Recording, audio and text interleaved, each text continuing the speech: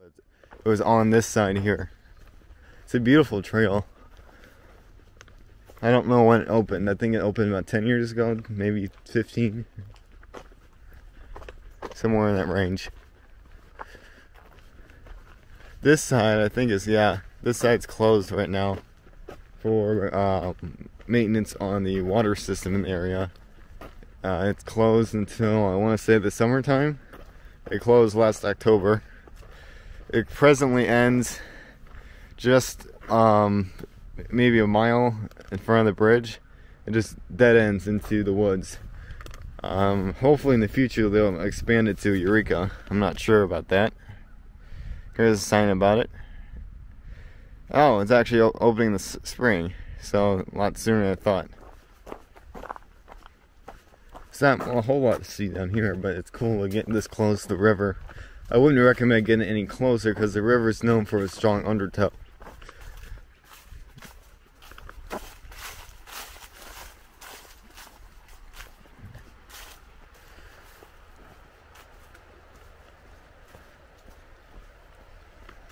See, this is usually underwater.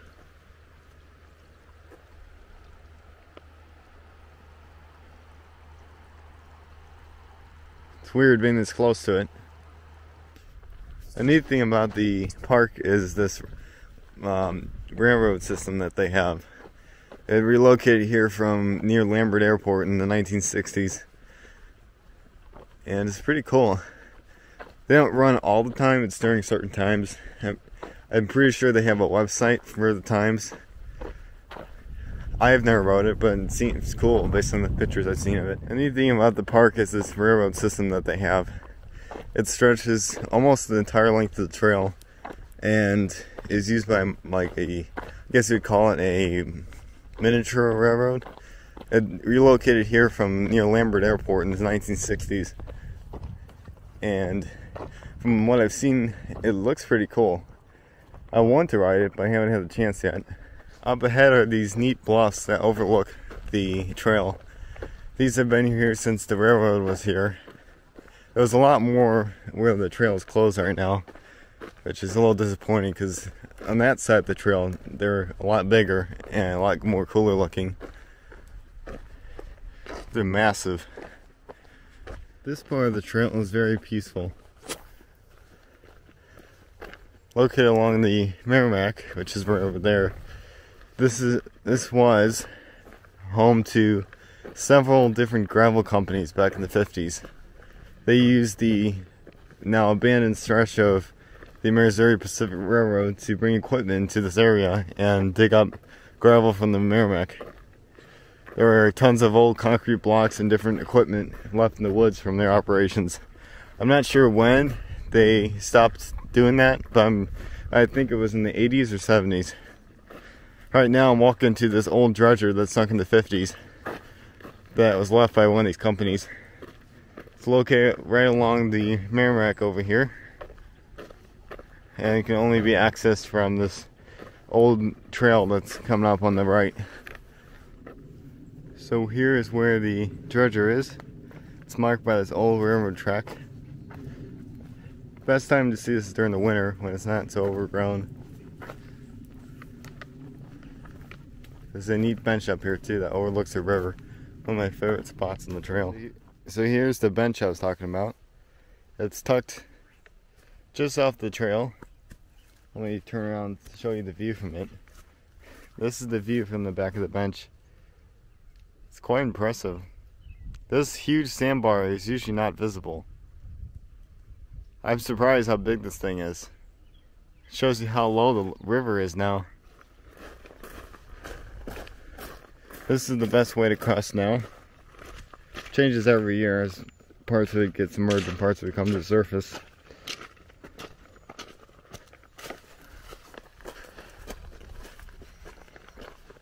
And then now you're on to the massive sandbar. Can't believe how big this thing is. I walked to the end of the sandbar. I'm just gonna stand still and show you how big this thing is. So that's the one side of the river. and that's the other side.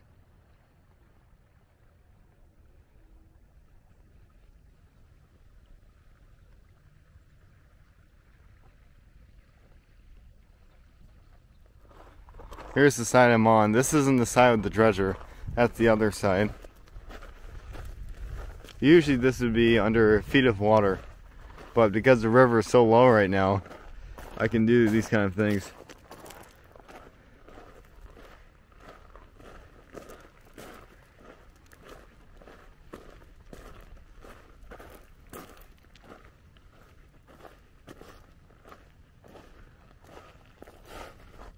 That's the Merrimack River, just inches away from me. Walking on the other side of the sandbar now. This is such a cool view of the river. I'm not used to being this close to it.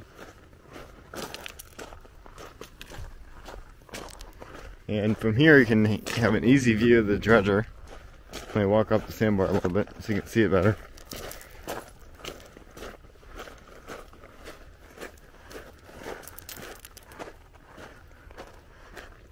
There it is, right there. Here's something cool. This is a brick that was worn down over the years by water. It's smooth as can be on all sides. That is super cool.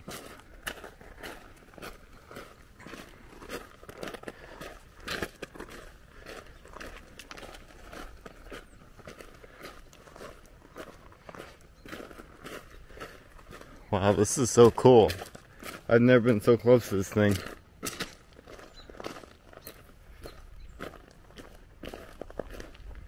I wonder if there's a way to see inside.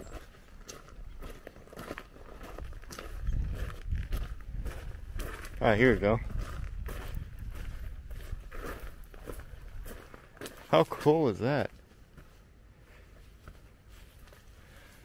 Here's the inside of it. Not too much to see. All of it's covered with dirt now. You can't see the engine though.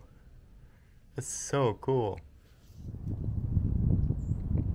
Here's one last look at the dredger. From the looks of it, there was a control tower on top and maybe some room for people on the inside.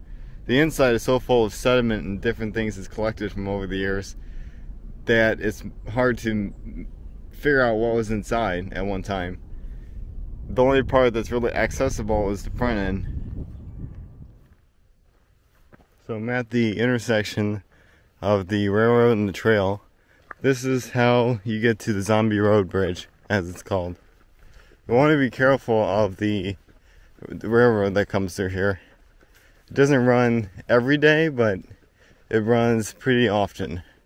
If you want to find times for the railroad, check the website.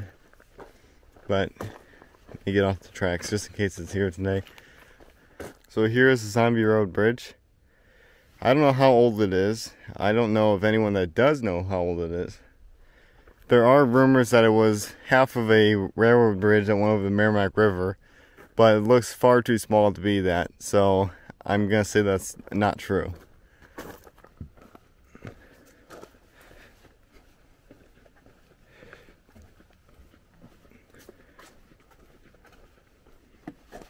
Over here is the other half of the bridge, which is, I guess, where the rumors came from, because this side of it is identical to the one that's in use. This is the other half of the bridge, and it's very rusty, as you can tell. Don't know why it's here. It's kind of an odd spot for a bridge. So this is Zombie Road, the Al Foster side at least. It's now known as the Rock Hollow Trail. All the ruins that were alongside it when it was abandoned are gone now. Besides that, it's worth checking out. Very peaceful and beautiful. It is, from many sources, the most haunted road in America. A lot of stuff has happened on this trail, according to legend. I'm not sure how much of it's real, but that's what I've heard. It was constructed in the 1860s as a Civil War trail, or road. I'm not sure what it was originally. Called Lawler Ford Road. These are some pictures I found online of the road. These were likely taken before the road became Rock Hollow Trail in 2010. The road gained its nickname in the 1950s when it was last used for vehicle traffic. After it closed, it became a hotspot for parties and ghost tours.